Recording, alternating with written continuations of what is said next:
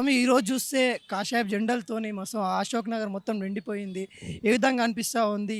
చాలా రోజుల తర్వాత ఇంత క్రౌడ్ అయితే చూస్తా ఉన్నాం. అసలు ఆ హనుమాన్ జయంతిలో ఏముంది? ముఖ్య ఉద్దేశ్యం ఏముంది? హనుమంతుడు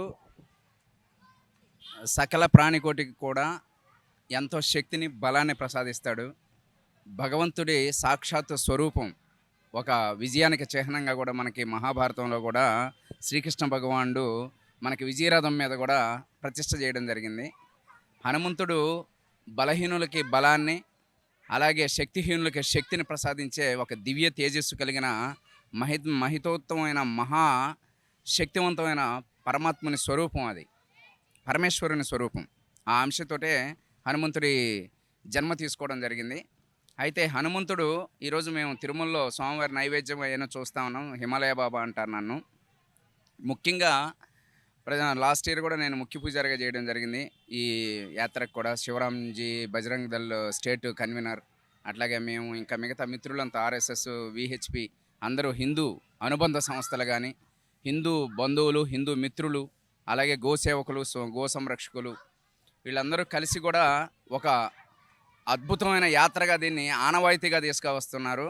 ఇది నిజంగా హిందూ బంధువుల హృదయాలంతా కూడా మరింత దగ్గర చేయడం, అలాగే ఒకటే కుటుంబం అనే భావంతో సమాజంలో మరింత ప్రేమ, అభిమానం, ఆత్మీయతలు వీటన్నిటినీ మరింత దగ్గర చేయడమే కాకుండా ఒక విధంగా వీళ్ళందరి మధ్య కూడా ఒక సమతా భావన, సమన్వయం, అలాగే సమాజానికి సేవా దృక్పథంతో హనుమంతుడి భక్తులంతా కూడా అద్భుతమైన సేవా దృక్పథంతో ఉంటారు. ఆయన్ని స్ఫూర్తిగా తీసుకొని హనుమంతుడు ఉత్తమమైన సేవకుడు. నిజానికి చెప్పాలంటే హనుమంతుడి నుంచి మనం నేర్చుకోవాలంటే సీతమ్మ దగ్గర వినయ విధేయతలతోటి, అలాగే శ్రీరామచంద్రుడికి సంబంధించిన ఎంతో ఒక విధంగా పరమాత్ముడికి ఉత్తమ సేవకుడుగా కూడా ఉన్నాడు. ఎప్పుడు పాదాల దగ్గర ఆయన తన స్థానాన్ని స్థిరపరచుకొని ఎప్పుడు సేవ చేస్తూనే ఉన్నాడు. అలాగే మనకి రామాయణం మొత్తం కూడా హనుమంతుడి చుట్టే తిరుగుతూ ఉంటుంది. ఈరోజు తిరుమల క్షేత్రం అంతా కూడా మనకి బేడి హనుమాన్ మందిరం చుట్టే తిరుగుతూ ఉంటుంది. ముఖ్యంగా మనకి ఇంత పెద్ద ఆల్మోస్ట్ ఆల్ లాస్ట్ ఇయర్ అయితే 12 లక్షల నుంచి 13 లక్షలు ఎక్స్పెక్టేషన్స్. మరి ఇంకా మా ర్యాలీ ఇంకా కొనసాగుతూ ఉంది. మన వాళ్ళంతా కూడా హిందూ బంధువులు, హిందూ మిత్రులు, అలాగే ఇదంతా హిందూ పరివారం. ఇదంతా కూడా ఆల్మోస్ట్ ఆల్ ఈ సంవత్సరం మనకి హైదరాబాద్ మొత్తం జంట నగరాల్లో, అలాగే బయట నుంచి వచ్చిన వాళ్ళు మొత్తం కలిసి కూడా మేము లాస్ట్ ఇయర్ ఒక ఎక్స్పెక్టేషన్ పెట్టుకున్నాం, దాన్ని దాటి వెళ్ళింది అనుకుంటున్నాము. ఆల్మోస్ట్ ఆల్ 30 లక్షల పైచిలకు ఈరోజు డైరెక్ట్ ఆర్ ఇండైరెక్ట్గా పార్టిసిపేట్ చేసి వాళ్ళంతా కూడా ఈ విధంగా సేవా కార్యక్రమాల్లో ఉండడాన్ని నిజంగా మా అభినందనీయం. ఈరోజు ఇంతమంది దాదాపు కొన్ని వేల మందికి నేను చూస్తూ ఉన్నాను. వీళ్ళు చక్కగా, చిక్కగా, రుచిగా, శుచిగా, శుభ్రతతోటి కూడా మనకి అన్న పానీయాలు కానీ, అలాగే ఏదన్నా ఈ శీతల పానీయాలు కానీ ఇవన్నీ కూడా చాలా క్వాలిటీతోటి, చాలా ప్రేమతోటి, భక్తితోటి, శ్రద్ధాభావంతో ఇస్తూ ఉన్నారు. ఇదంతా కూడా మనం చాలా గొప్పగా భావించాలి. మన గొప్పతనాన్ని, మన దేశ సంస్కృతి సాంప్రదాయాలకి ఇది ఒక మేళవింపుగా, ఒక పెద్ద మేళగా, ఇది ఒక పెద్ద జాతరగా, ఇది ఒక పెద్ద విజయయాత్రగా కూడా మనం చెప్పుకోవచ్చు. ఇప్పుడు చూస్తే 40 డిగ్రీల ఎండ ఉంది.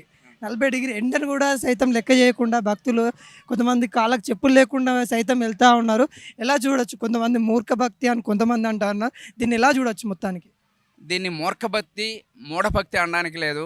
ప్రాచీన కాలం నుంచి కూడా మేమంతా కూడా చెప్పులు లేకుండానే జీవిస్తూ ఉంటాము. అంటే మన ప్రాచీన వేద సంస్కృతి, వైదిక ఋషిముని పరంపరకు సంబంధించి వైదిక వాంగ్మయం, భారతీయ వాంగ్మయంలో కూడా మీరు శాస్త్రజ్ఞానంగానే ఉండుంటే అటువంటి విమర్శలకు తావులేదు. అందరూ కూడా ఋషులు, యోగులు, మునీశ్వరులంతా కూడా వాళ్ళ పాదధూళితోటి ఈ భారతీయ అంటే భారత సనాతన ధార్మిక నిష్ఠ అనుష్ఠానంతో కూడా పునీతం చేయబడింది. కాబట్టి ప్రాచీన కాలం నుంచి కూడా మన వేద ఋషులు కానీ చెప్పులు ధరించిన దాఖలాలు ఉండవు. అయితే వాళ్ళు పాదుకులు ధరించడం అవన్నీ కూడా ఇప్పుడున్న ఈ సిమెంట్ రోడ్ల మీద పాదుకులతో నడవడం కూడా చాలా కష్టంగా ఉంటుంది, ఇబ్బందిగా కూడా ఉంటుంది. కాబట్టి మామూలుగా నంగా పైర్సే చల్తారహేగా, అంటే ఇదంతా కూడా ఒక పవిత్రమైన భావన, ఒక పవిత్రమైన దీక్ష, సంకల్పము. ఇదంతా కూడా బ్రహ్మవాది, బ్రహ్మ దీక్ష, బ్రహ్మ సంకల్పం, బ్రహ్మశక్తి, బ్రహ్మ దీవెనలు, బ్రహ్మ ఆశీస్సులు, ఇవన్నీ కూడా బ్రహ్మ సంకల్పం. అంటే బ్రహ్మ అంటే పరమేశ్వర స్వరూపాన్ని, పరమాత్మని మనం బ్రహ్మగా చెప్పుకోవచ్చు ఇక్కడ.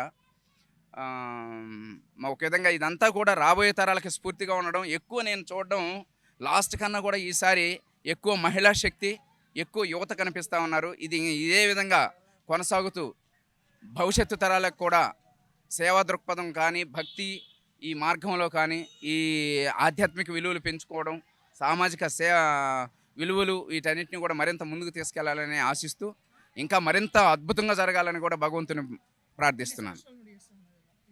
ఇది నాకు తెలిసినంతవరకు వేణుగోపాల్ శర్మ గారు నేషనల్ విహెచ్పి కన్వీనర్ నాతోటి మాట్లాడారు.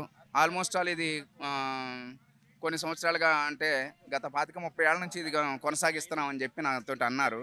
బట్ దానికన్నా కూడా ఎన్ని సంవత్సరాలు అనేది దానికన్నా కూడా ఇక్కడ మనం సందేశంగా స్వీకరించాల్సింది ప్రతి బిడ్డ, పసిబిడ్డ దగ్గర నుంచి, గర్భవతుల దగ్గర నుంచి, ఈవెన్ పొత్తిళ్ళలో ఉన్న పసిబిడ్డలను కూడా తీసుకొచ్చి ఈ యాత్రలో చాలా ఎక్కడ ఎటువంటి వేరే ఇబ్బందులు కానీ, కష్టం కానీ ఎవరికి కలిగించకుండా శాంతియుతంగా, సామరస్యంగా, ప్రేమపూర్వకంగా అందరూ కూడా ఆత్మీయంగా జరుగుతూ ఉంది. పసిబిడ్డలతోటి కూడా అందరూ కూడా ఎంజాయింగ్, చాలా చక్కగా ఎంజాయ్ చేస్తున్నారు.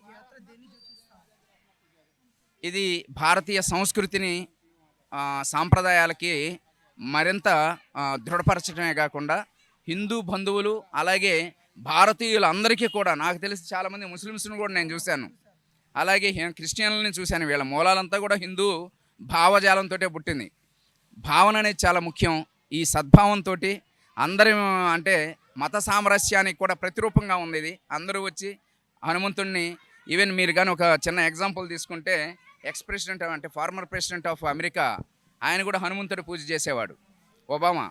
ఇవన్నీ కూడా భారతదేశమే కాకుండా ప్రపంచానికి కూడా హనుమంతుడు ఒక శక్తి స్వరూపుడు, కష్టకాలంలో కూడా దివ్యాశిస్సులు ఇచ్చే గో సంరక్షకుడు కూడా మనం భావిస్తూ ఉంటాం.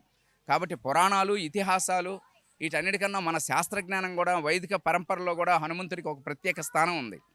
సో అలాగే సకల జీవజంతువులు, మోగ ప్రాణులు వీటన్నిటికి సంబంధించి కూడా హనుమంతు నామస్మరణతోటే వీటన్నిటికీ ఎంతో మేలు చేసే విధంగా, అట్లాగే సకాలంలో వర్షాలు కురిసే విధంగా, ప్రకృతి అంతా కూడా సమతుల్యతను సాధించే విధంగా కూడా మనం భావించవచ్చు. ఇది ఒక విధంగా ప్రకృతి పండుగ కూడా మనం చెప్పుకోవచ్చు.